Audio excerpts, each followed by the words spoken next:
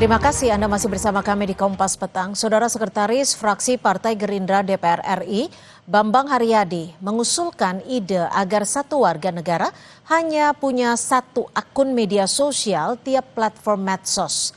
Bambang menyebut ide ini untuk menghindari akun anonim maupun akun palsu. Bambang menyebut informasi yang disampaikan di media sosial harus dapat dipertanggungjawabkan. Ia menyoroti fenomena akun anonim dan buzzer alias pendengung yang belakangan memang marak berseliweran di berbagai media sosial.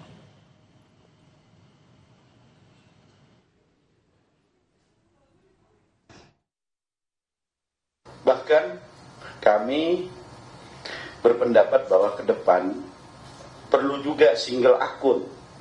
Setiap warga negara hanya boleh memiliki satu akun. Baik itu kami belajar dari Swiss misalnya kan, satu warga negara hanya punya satu nomor telepon. Hanya satu punya akun sosmed. Karena untuk mengetahui bagaimana ke depan orang-orang yang memberikan informasi di sosial media dapat bertanggung jawab. Anggota Komisi 2 DPR RI fraksi PKS Mardani Alisera menilai usulan itu menarik namun harus ditempuh dengan cara yang tepat. Ketua DPP PKS itu juga menjelaskan pembatasan akan membuat pemilik akun mengajarkan bertanggung jawab dan akuntabilitas. Namun dalam prosesnya tidak boleh memaksa dan mengedepankan edukasi. Terkait ide satu orang satu akun menarik karena mengajarkan tanggung jawab dan akuntabilitas. Saya dukung, tetapi prosesnya tidak boleh pemaksaan. Prosesnya bangun edukasi, kasih waktu 3 tahun untuk ditertibkan. Dari situ semua orang punya akun resmi yang bertanggung jawab. Menanggapi usulan satu orang satu akun media sosial untuk setiap platform, Sekjen Partai Demokrat Herman Khairun tidak setuju. Pasalnya media sosial juga digunakan warga untuk melakukan usaha. Usul satu orang hanya memiliki satu akun media sosial ditujukan untuk menekan akun anonim atau akun palsu. Namun Demokrat tidak sepakat, saudara. Khairun bilang pelaksanaan akan sulit dilakukan. Ia menambahkan media sosial adalah medium berkomunikasi. Ketimbang dibatasi, pemerintah seharusnya cukup mengawasi dan mengedukasi.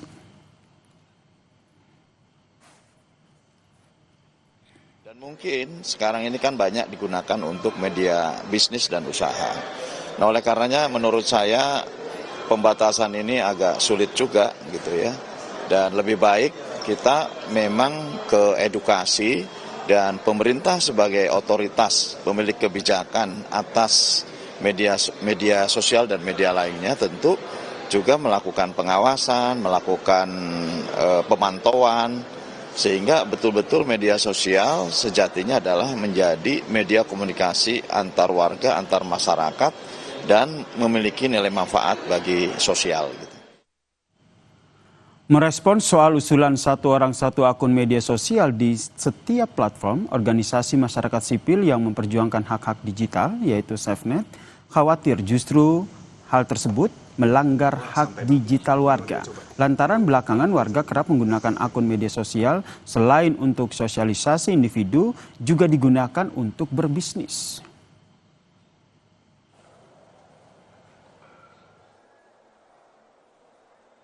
Ini sebetulnya bukan solusi kalau kamu melihat ya, bahkan berisiko melanggar hak digital warga gitu, karena kita tahu banyak sekarang orang menggunakan akun media yang berbeda, media sosial yang berbeda itu untuk urusan kerja, pribadi, bisnis gitu, bahkan untuk melindungi diri dari serangan digital gitu ya. Jadi yang dibutuhkan memang regulasi ataupun implementasi regulasi yang lebih cerdas gitu ya, bukan pembatasan yang bahkan akan lebih banyak merugikan warga ketimbang untuk menindak pelaku kejahatan. Kita bahas soal usulan satu orang satu akun tiap media sosial bersama dengan Ketua Badan Kerjasama Antar Parlemen DPR RI Mardani Alisera dan juga Direktur Eksekutif Amnesty International Usman Hamid. Selamat petang semuanya. Saya ke Bang Mardhani dulu, ini usulan ini ternyata menuai pro dan kontra ternyata. Apakah usulan ini sudah dibahas di DPR? Belum. Ini usulan yang masih tahap awal dan ada dua perspektif ya. Perspektif pertama tentu kebebasan berkumpul, berserikat, berpendapat tidak boleh untuk diganggu gugat, apalagi dicederai. Tapi yang kedua, ada fakta di lapangan bahwa literasi media, literasi sosial media, literasi pendidikan kita masih punya catatan.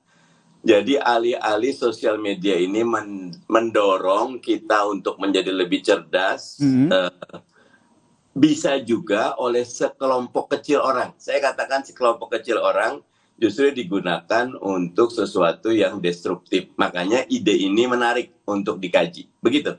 Menarik untuk dikaji, biar tidak menjadi bola liar begitu ya, Bang Mardhani, bisa didudukan dulu satu akun, satu media sosial. Karena kalau kita lihat, kalau seandainya tujuannya untuk mengurangi buzzer, begitu akun-akun yang menyebarkan berita hoax, biasanya kan akun-akun itu kan bisa teridentifikasi siapa penggunanya. Setuju, itu salah satu yang harus kita kaji. Jadi malah saya melihat satu akun, satu media sosial, tentu tidak bermakna dia cuma punya TikTok. Dia boleh punya TikTok, dia boleh punya IG, dia boleh punya YouTube, tapi semuanya bertanggung jawab. Semuanya melakukan literasi dengan baik. Walaupun sekarang sudah sangat baik teman-teman Komdigi sebelumnya Kompo bahwa tidak bisa kita buka handphone, bisa punya akun kecuali punya nick dan segala macamnya. Begitu. Baik, saya ke Mas Usman. Mas Usman melihatnya seperti apa? Apakah ini betul untuk merapikan kita dalam bermedia sosial atau Anda melihatnya lebih kepada ini melanggar hak warga di era digital? Ya, saya lebih melihatnya dalam konteks hari ini. Konteksnya itu adalah makin kuatnya penggerusan terhadap kebebasan sipil. Makin menyempitnya ruang publik yang aman untuk menyampaikan kritik dan pikiran-pikiran masyarakat. Terutama belakangan ini bukan hanya melalui media sosial, tapi melalui demonstrasi. Dan ada usaha-usaha untuk menyempitkan ruang publik itu, termasuk di dalam dunia maya, dengan berbagai cara. Gitu. Dari mulai kriminalisasi, intimidasi, sampai yang terakhir, pemblokiran atau pelarangan misalnya siaran langsung di TikTok misalnya gitu. Nah, banyak negara termasuk di Nepal kemarin berusaha untuk menghindari kritik-kritik masyarakatnya dengan cara men-shutdown atau memblokir platform-platform media sosial. Akibatnya fatal. Akibatnya adalah banyak orang bukan hanya kehilangan pekerjaannya dalam arti ruang usahanya ketika berdagang secara online begitu, tapi juga orang jadi ingin tahu dan malah turun ke jalan. Ini sama seperti ketika di Mesir tahun 2010 pemerintahan Mesir menutup atau memblokir media sosial dengan kekhawatiran yang sama dan akibatnya jauh lebih fatal lagi. Di Papua juga pernah terjadi dan pengadilan menyatakan pemerintah tidak boleh sewenang-wenang membatasi kebebasan orang untuk menggunakan internet. Nah, menggunakan akun media sosial, menggunakan beberapa akun, itu juga bagian dari cara masyarakat untuk tujuan-tujuan yang berbeda. Ada yang memiliki 2 akun, yang satu untuk pribadi, satu lagi untuk organisasi. Ada yang punya 3 akun ditambah dengan akun untuk berdagang. Nah, masalahnya mungkin dalam konteks kebebasan berekspresi, dalam konteks kebebasan di internet, bukan ada berapa akun yang dimilikinya. Mas Usman? Baik, kita perbaiki lagi sambungan komunikasi kita. Saya ke Bang Mardhani. Ya, Bang Mardhani, ini kan kalau kita lihat ini kan yang pertama kali menyampaikan usulan ini kan dari Gerindra, kemudian ternyata PKS juga senada begitu. Apakah memang sudah diobrolin nih antara Gerindra dan juga PKS terkait dengan rencana satu orang hanya boleh 1 akun per medsos ini? Tidak, saya malah belum jumpa sama Mas Bambang dan saya cuma berpikir satu hal bahwa media sosial ini harus jadi sarana bagi literasi publik untuk menjadi lebih baik lagi. Dan saya setuju sama Mas Usman Hamid, tidak boleh ada pengekangan terhadap pikiran, usulan, aspirasi dari masyarakat. Dan karena ini masih di awal, saya setuju ini dikaji bersama, begitu. Oke, dikaji bersama berarti belum diketok palu ya untuk satu akun, untuk satu orang, begitu ya? Bahkan yang tadi Mas Usman Hamid bilang bahwa ada yang akunnya untuk pribadi, ada yang buat jualan, ya buat saya boleh saja, malah bagus gitu. Bahkan sebagian udah mulai punya akun avatar, Mas Usman Hamid, karena ketika dalam beberapa hal tidak nyaman dengan pribadi, tapi dia mau bertanggung jawab, tapi perlu ada two-step verification, dia pakai akun avatar. Buat saya, selama akun itu sesuai dengan etika dan logika publik, serta memiliki literasi yang baik, termasuk kritik yang kuat. Pak Prabowo di sidang umum DPR, MPR kemarin kritik pemerintah. Dan saya setuju kalau kejadian beberapa aktivis ditangkap, perlu betul-betul hati-hati disikapi. Karena beberapa punya kritik yang baik, begitu. Berarti sepakat ya, selama akun itu dipergunakan dan dipertanggungjawabkan, tidak perlu begitu ya sampai diblokir ataupun dihapus begitu. Saya ke Mas Usman. Mas Usman, melihat adanya usulan tersebut, apakah ini dilatar belakangi oleh memang saat ini tim siber ataupun mereka-mereka yang bergerak di bidang ini tidak mampu, tidak sanggup untuk memberantas anonim-anonim, buzzer-buzzer yang memang bisa menimbulkan provokasi di media sosial? Saya kira mereka sanggup. Satuan reskrim atau direskrim di kepolisian yang berhubungan dengan cyber misalnya atau cybercrime, kejahatan siber, memiliki kemampuan teknologi yang sangat canggih. Problemnya seringkali akun-akun yang disebut sebagai buzzer itu juga terafiliasi ke lingkaran politik tertentu gitu. Ini yang jadi masalah, apalagi menjelang pemilu. Menjelang pemilu itu ada semacam industri jasa konsultansi, termasuk jasa buzzer, untuk kampanye mendukung seseorang yang biasanya memiliki pengaruh politik yang besar, pengaruh uang yang besar, pengaruh di dalam kekuasaan yang besar. Nah, ini saya kira tantangannya bukan ada pada tantangan teknis, melainkan seringkali ada pada tantangan politis begitu. Jadi menurut Anda, Mas Usman, kenapa akhirnya DPR mengusulkan itu? Toh tim siber juga sebenarnya bisa loh untuk memberantas akun-akun anonim, akun-akun buzzer. Ya, saya kira sulit untuk dipisahkan dari konteks besar tadi dengan menyempitnya ruang kebebasan di internet dan ditambah dengan pemicu yang terakhir dengan mundurnya Mbak Rahayu Saraswati, keponakan Presiden Prabowo, yang mungkin banyak orang melihatnya di dalam media sosial keterangannya dipindahkan konteksnya sehingga menimbulkan salah paham gitu. Jadi ia waktu itu memberikan pernyataan dengan tujuan membangun semacam semangat wirausaha, tapi dilemparkan ke beda konteks sehingga terkesan ia seperti menganjurkan orang untuk cari tanggung jawab sendiri, nggak usah bertanggung jawab pada pemerintah. Nah, itu konteks yang berbeda. Oke, saya ke Mas Mardhani. Mas Mardhani, jadi sebenarnya PKS sendiri atau Anda sendiri? Iya. Oke. Baik, saya ke Mas Mardhani Alisera. Mas Mardhani, jadi menurut Anda ini lebih condong kemana nih nanti pembahasan di DPR sendiri? Diperbaiki dulu, ini memang sudah ada. Jadi kita lakukan pengawasan aja dulu. Fokus untuk menghapus akun-akun buzzer yang menimbulkan provokasi di media sosial, atau langsung mengetok palu soal usulan satu orang, satu akun ini? Saya menyatakan usulan satu orang, satu akun itu call tinggi. Dan usul saya 3 tahun ini kita punya komitmen bersama membersihkan ruang publik termasuk sosial media dari orang-orang yang tidak bertanggung jawab. Termasuk yang tadi Mas Usman Hamid katakan, secara umum saya sih yakin 80-90% pengguna sosmed itu baik semua. Tetapi memang ada lubang yang itu oleh kekuatan tertentu digunakan untuk merusak. Sebetulnya paling baik adalah preventif. Teman-teman di BRSN, Badan Sandi Negara, teman-teman di cybernya kepolisian, dan teman-teman TNI ataupun intelijen bisa melakukan pemetaan dengan baik. Kemarin ada satu yang bagus, Singapura itu ada pembatasan apapun.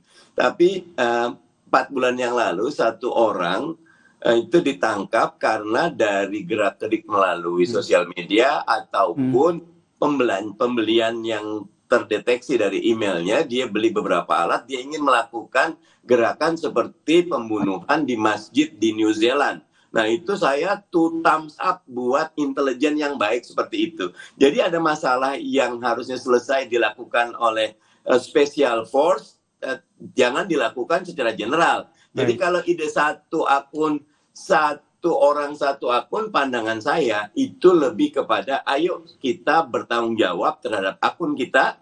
Kalau sekarang ini katakan dahulu dan kedepankan preventifnya, dan jangan ada pengekangan terhadap kebebasan berpendapat. Oke, jangan ada pengekangan kebebasan berpendapat ya, terutama di media sosial. Hal senada yang juga tadi disampaikan oleh Mas Usman, jangan sampai ruang publik di media sosial ini semakin dipersempit. Anda membacanya seperti apa? Atau apa rekomendasi yang Anda sampaikan ke DPR yang hingga saat ini juga aturan ini juga masih digodok, Mas Usman? Ya, 4 hal yang harus dipertimbangkan. Pertama itu, karena ini arahnya adalah pembatasan untuk kepemilikan akun, maka pembatasan itu harus dituangkan di dalam undang-undang, harus prescribed by law.